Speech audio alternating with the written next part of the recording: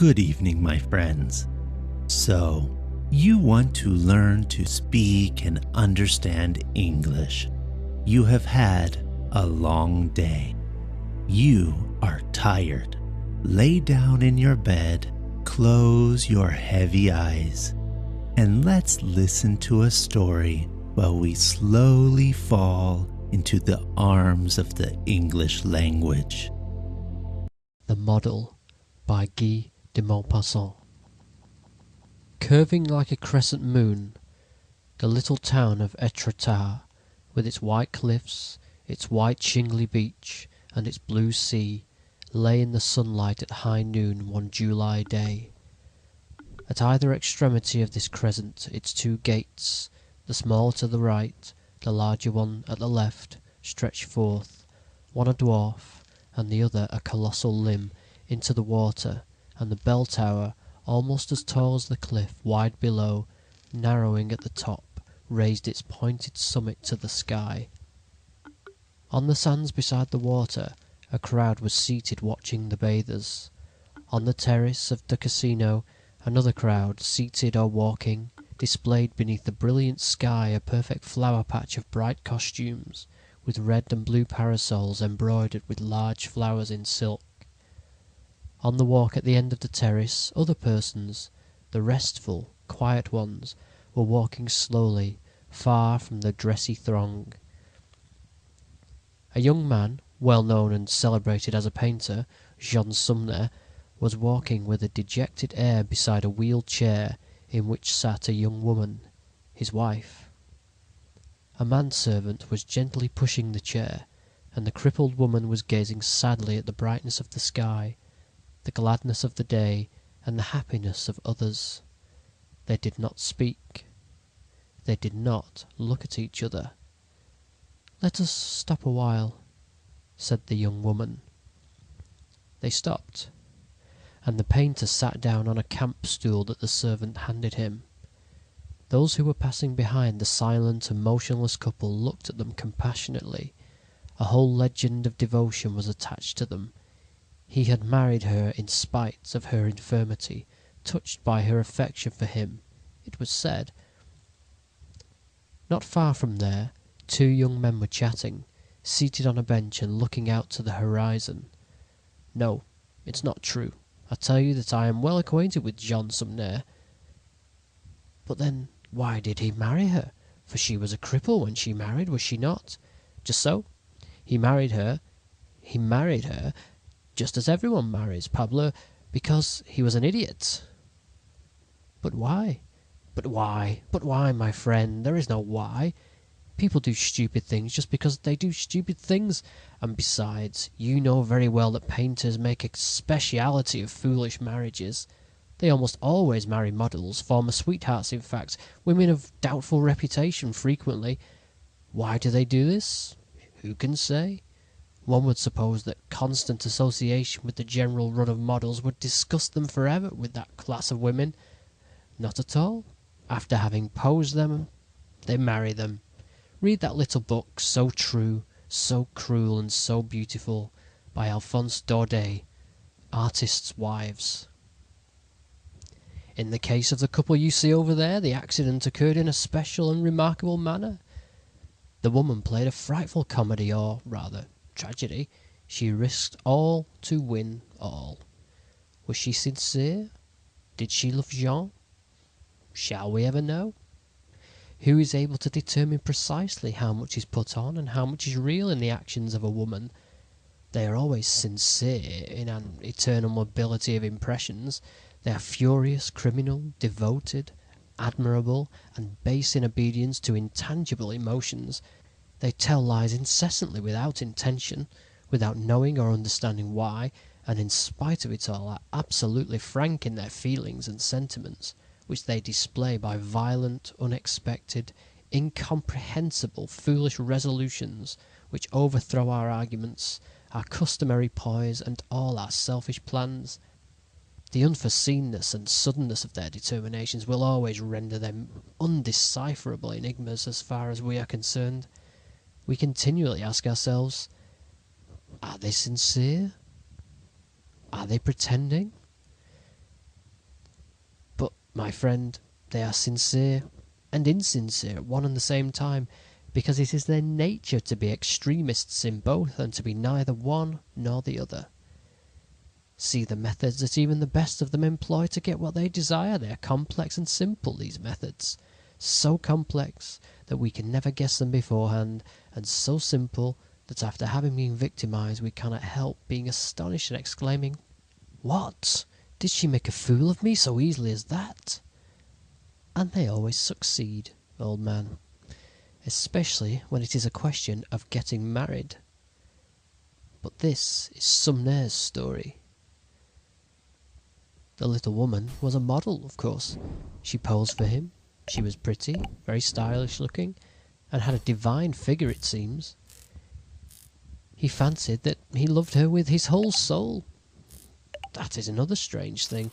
As soon as one likes a woman, one sincerely believes that they could not get along without her for the rest of their life. One knows that one has felt the same way before, and that disgust invariably succeeded gratification.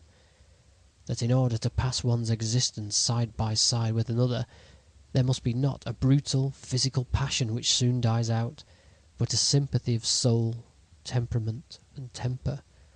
One should know how to determine in the enchantment to which one is subjected whether it proceeds from the physical, from a certain sensuous intoxication, or from a deep spiritual charm. Well, he believed himself in love. He made her no end of promises of fidelity and was devoted to her.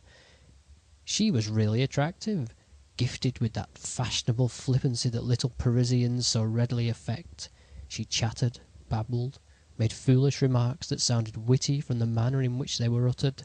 She used graceful gestures which were calculated to attract a painter's eye.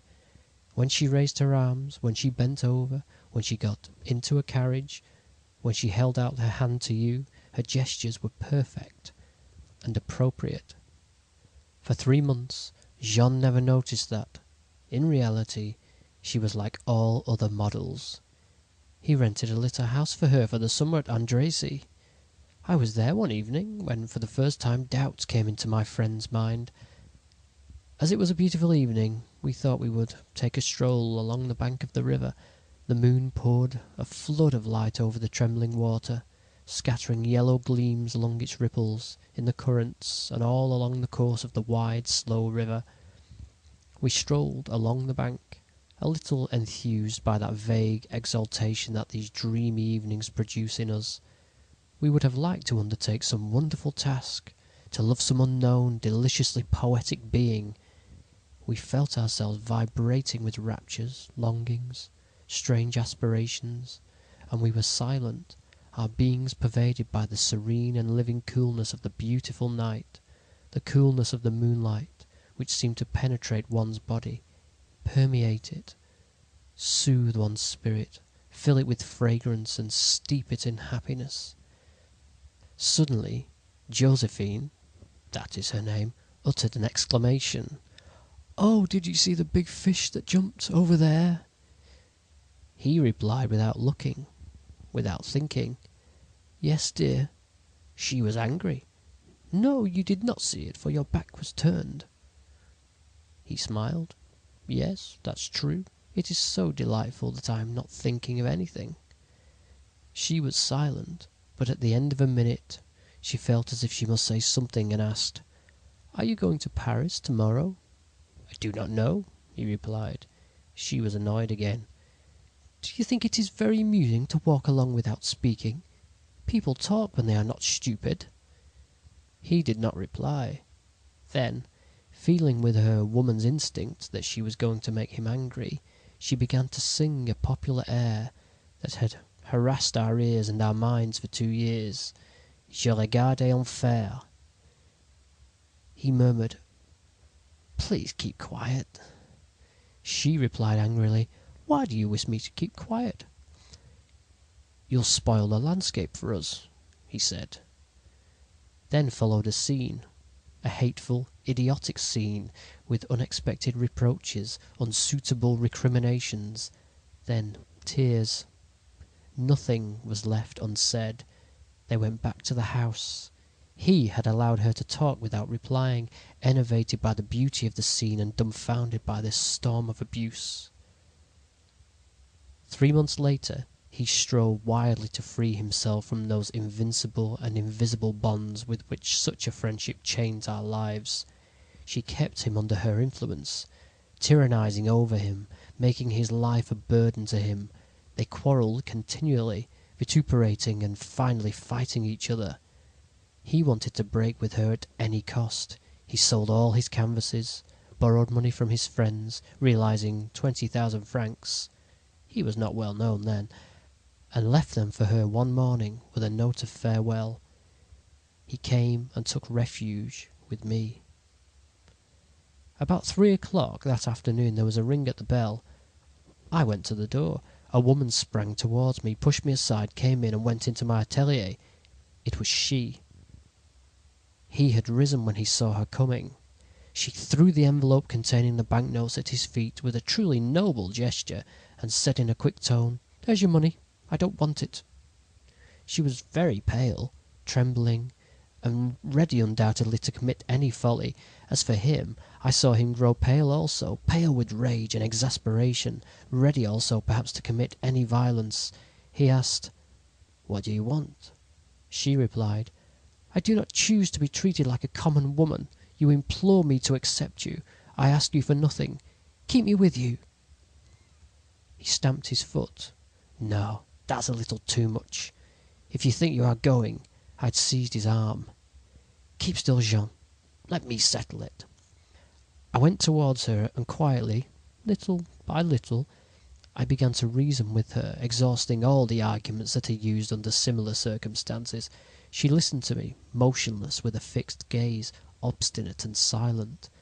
Finally, not knowing what more to say, and seeing that there would be a scene, I thought of a last resort and said, "He loves you still, my dear, but his family want him to marry someone, and you understand." She gave a start and exclaimed, "Ah! Ah! Now I understand." And turning toward him, she said, You are going to get married?" He replied decidedly, "Yes." She took a step forward.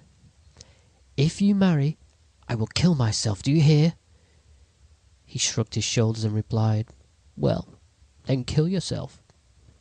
She stammered out, almost choking with her violent emotion, "What do you say? What do you say? What do you say? Say it again." He repeated, "Well, then kill yourself if you like." With her face almost livid, she replied, "Do not dare me! I will throw myself from the window." He began to laugh, walked towards the window, opened it, and bowing with the gesture of one who desires to let someone else precede him, he said, "This is the way. After you." She looked at him for a second with terrible, wild, staring eyes. Then, taking a run, as if she were going to jump a hedge in the country, she rushed past me and past him, jumped over the sill, and disappeared. I shall never forget the impression made on me by that open window, after I had seen that body pass through it to fall to the ground. It appeared to me in a second to be as large as the heavens and as hollow as space, and I drew back instinctively, not daring to look at it, as though I feared I might fall out myself. Jean, dumbfounded, stood motionless. They brought the poor girl in with both legs broken. She will never walk again. Jean, wild with remorse and also possibly touched with gratitude, made up his mind to marry her. There you have it, old man. It was growing dusk. The young woman felt chilly and wanted to go home, and the servant wheeled the invalid chair in the direction of the village. The painter walked beside his wife, neither of them having exchanged a word for an hour. This story appeared in Le Gaulois, December 17th, 1883. The end of The Model by Guy de Maupassant.